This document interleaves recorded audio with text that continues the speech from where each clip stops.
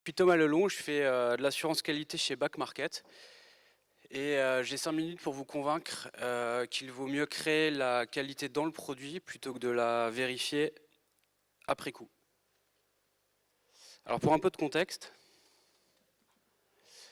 dans le déroulement classique d'un sprint agile, on inclut les tests très tard dans la chaîne de livraison et on a même tendance à créer une phase dédiée à ça. Ça génère potentiellement plusieurs inquiétudes.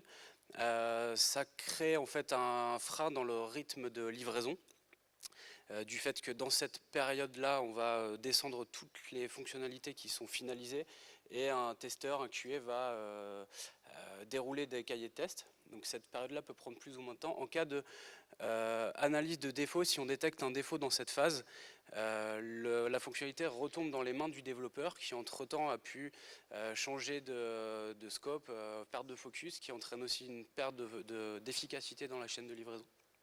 Donc ils se remettent à recoder dans cette fonctionnalité.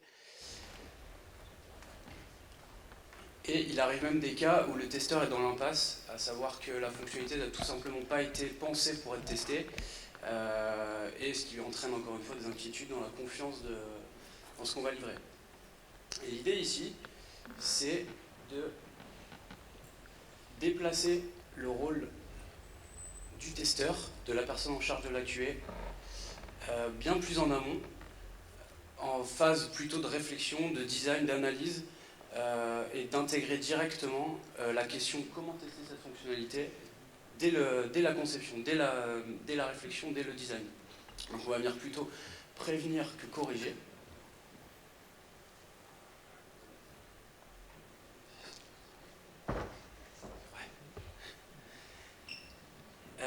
Donc on prend en compte ce design de testabilité dès le départ, ce qui permet en fait de savoir dès le départ comment on va tester la fonctionnalité, et ensuite les tests peuvent être faits main dans la main avec les développeurs, soit en parallèle sans itération. Par exemple, s'il y a des tests à automatiser, on peut les écrire en même temps que les développeurs. Du coup, il y a une collaboration entre testeurs et développeurs. Les tests sont exécutés en même temps que les développements, et ça peut même amener à supprimer complètement cette phase de test qui crée un frein au départ et gagner largement en efficacité dans la livraison. Dans la pratique, on a chez Back Market, qui agit comme un tiers de confiance entre des marchands et des acheteurs en proposant des produits reconditionnés. On gère au quotidien un nuage d'objets qui sont des commandes, des livraisons, des paiements, des promocodes, des frais de livraison, etc. Et on doit générer des factures qu'on met sur le compte des marchands.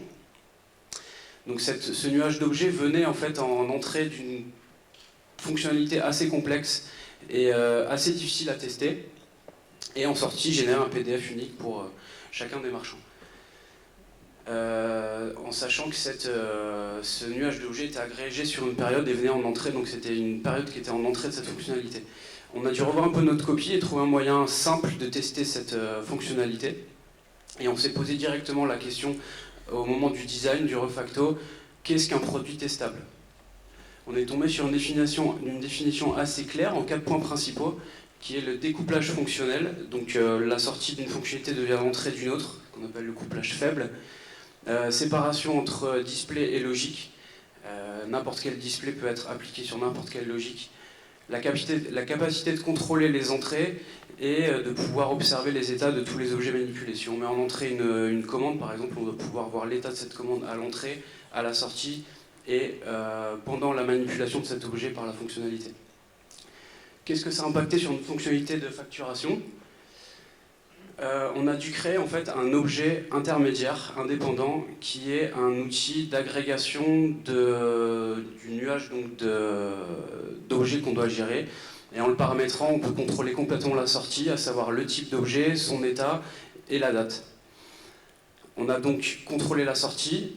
On a découplé complètement notre fonctionnalité de facturation qui va nous gérer pour le coup, qui va être en charge que de la facturation et qui va nous sortir un objet final sur lequel on pourra appliquer n'importe quel template PDF selon qu'on veuille adresser telle ou telle facture à tel ou tel marchand. En conclusion,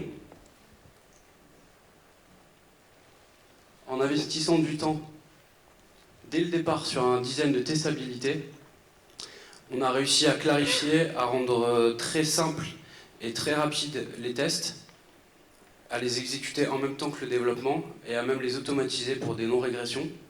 On a donc rendu plus efficace notre chaîne de livraison.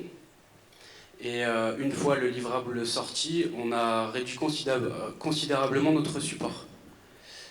Au final, maintenant, il nous reste à itérer sur la qualité au sens ressenti utilisateur et non plus sur juste le fonctionnement de la fonctionnalité.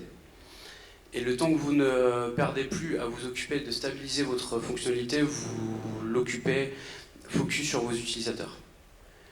Voilà, merci.